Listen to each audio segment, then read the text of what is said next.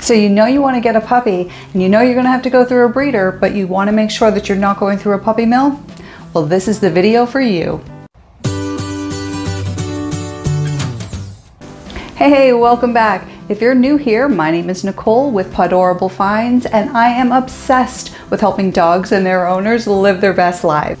So now you're at the point where you know you want a puppy, you know you have to go through a breeder, but you want to make sure that you're avoiding any of the puppy mills. Well, I have 3 key places that you can look to suss out who's a reputable breeder and who's not.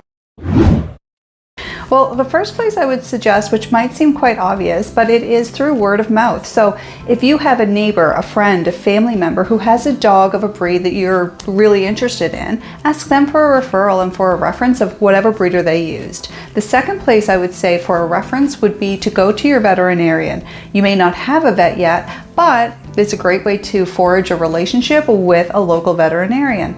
Keep in mind that a reputable breeder is going to make sure that the health of their dogs, including their puppies and the litters and the mums, are at top care. They have the absolute top care, so they'll be going to their veterinarian. Your vet's going to know. The second resource I would use is your National Kennel Club. So whether that's the American Kennel Club, Canadian Kennel Club, the Kennel Club in England, etc.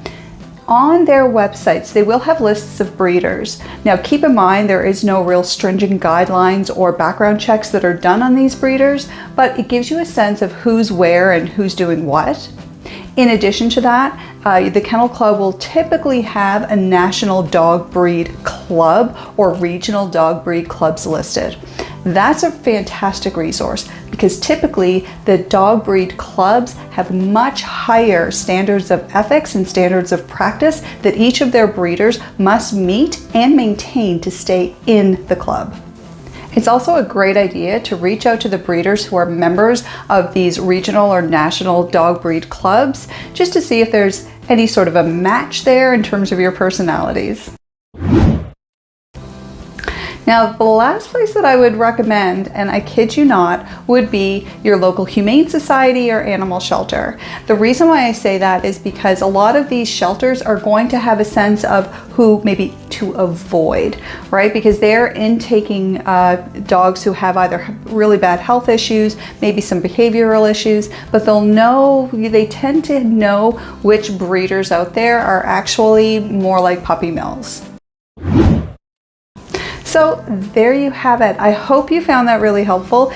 If you have other tips or advice on where you might look to actually start your search for a reputable breeder, please feel free, leave a comment below.